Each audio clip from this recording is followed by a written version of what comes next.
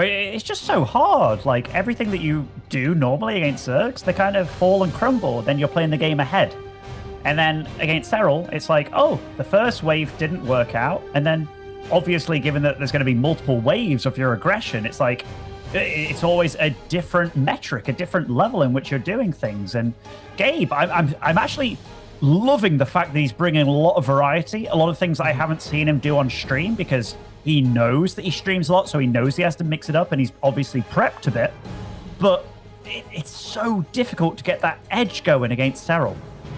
Oh yeah, very cool Overlord pathing here by Serral as well. Just making sure he's ticking all the boxes that he can. But yeah, I'm completely with you, Ben. At the same time, as a Zerg player watching that, right? Like when I see Serral make that many roaches to defend the first attack, and you know, the roach warren and the links that he made, etc. If that was me in his position, I'd feel like, oh my god, I just made so many roaches. Like it's, you know, it's a big investment as well. So that's why I like what Big Gabe did, is because yeah, Serral defended, but it was an expensive defense too. So I didn't hate it for Big Gabe, even though he didn't manage to find the damage with the 2-1-1. No, I mean, let's be fair to absolutely both of them. They're both very smart at what they do. Yeah. They're both very good. Like, while Serral is arguably the best in Europe, Hero Marine absolutely isn't far behind, and Serral has to play his A game to take down Hero Marine confidently. This is cool, by the way. We've seen multiple Zergs now on this map go for this forward third. So we'll see what Serral chooses to do with it.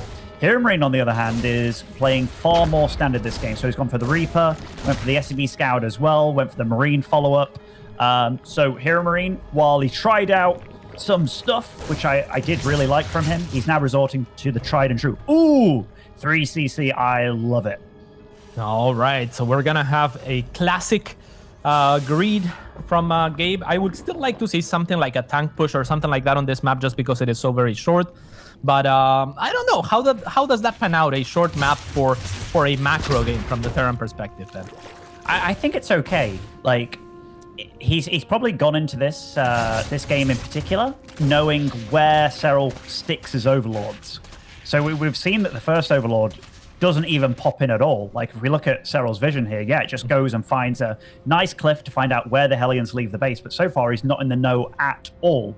It's that second overlord that comes and wanders. And honestly, that main base is super huge. If you do have your Marine patrolling in the correct spot, normally you make a second one too, you can actually deny the scout entirely. That isn't going to happen, unfortunately, for Big Gabe, but getting the Overlord speed as well, like, it's not entirely necessary when you go 3CC. Honestly, I like the build choice by Big Gabe, like throwing two crazy, wacky, aggressive builds and then doing a wacky, greedy build in the next one. I just love that Big Gabe is going to either end of the spectrum within regards to how he's approaching StarCraft 2.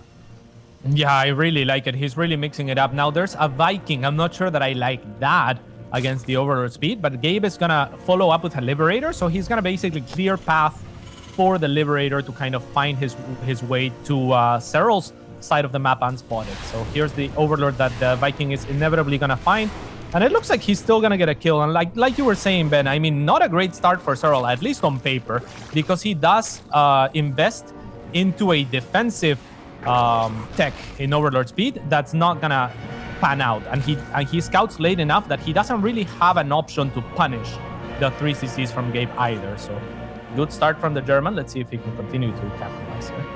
Yeah, well, what's his Hellion count now? He's gone up to 6. He's obviously harassing with the Viking, which is nice. It's got an Overlord kill. Keeps the Overlords back as well. I guess one thing that Gabe has to keep in mind, though, is last time he played Overlord speed against Serral, bailing drops became a thing, right? So, and yeah, Serral's very smart about that. Oh, this Viking. Land Viking. Ooh, yoink, yoink, yoink. Nice. Oh, that's so sick. Oh, and now he runs over with the Lings, and the Hellions are there. Hellions. All right, does manage to pick up the Viking, and hey, delays the 4th. The Viking is unfortunately gonna fall for Gabe. If he had been paying attention to those Hellions just a second earlier, maybe he gets some links and saves the Viking, but all in all, not too bad. Yeah, definitely not too bad. These Hellions, I mean, it's going to be tough, but bringing the Queens over here. Where's the Liberator? Okay, the Liberator is actually in the main base. I see it's getting shot immediately, and so far, no drones have fallen from it. Oh, jeez. I mean, a little bit. Go on, Ben. I like Big Gabe's plan. I like his play with the 3CC, and I mean, the Viking was cute. And actually, SEV count-wise, it's not too bad. Ooh, 2 Overlord drops getting prepared here. That's... okay, so Serral, like, he's really going to utilize that Overlord speed to great effect here. I love that follow-up, by the way. So even though we look at it and we're like, oh, was it actually necessary? Well, it serves a purpose later on in the game. And, you know, I just love that. Yeah, and this is going to be nifty. I think Serral's going to look to cause a distraction in the main with the Lynx and then hit the natural where there's an airspace behind it. So it's going to be very short time for Big Gabe to spot this 4 Banelings as they're going to head onto that natural in that Overlord from the south. So they are already morphed. The Overlord's going to pick him up, and Serral surely is going to wait for both Overlords to be in position to begin his attack. So that is a pretty cute one. Let's see. The Overlord is now moving towards the natural. Expect the Overlord near the main to drop those links soon to create confusion. And we'll see how much this Banelings get done. Wow, this is cool. It's not even a transport Overlord, but it had Gabe worrying. It had Gabe worrying. I mean, now he's going to have real Overlords flying into his main base and his natural. This one he's reacting to very well, but it's Lings. It's Lings cats. Now, this one is the real one. Oh my God, Serral, you madman. Is Gabe going to react to this one? Oh my God. Oh no. Oh, just a psychological clinic by Serral there, desensitizing his opponent to the Banelings and then using them when he least expects them. He's also gonna fend off this attack on the other side of the map. And my God, then I mean, this man is just too smart, too good, too everything. Yeah, what do you do?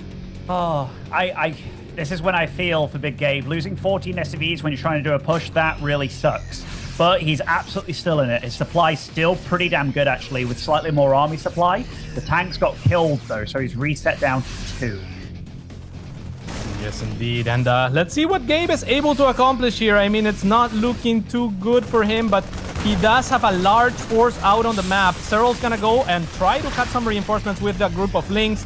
And Gabe is a little bit spread on creep. Oh my God! No! 19 SCVs falling at that 3rd base. I mean, Gabe, he's pushing really hard on creep here. He's had enough. Oh, but Baneling speed with the Banelings. They're getting on top of the rings. Nice micro by Big Gabe, but the supplies, Serral just needs to hold here. He's done, and he does. GG is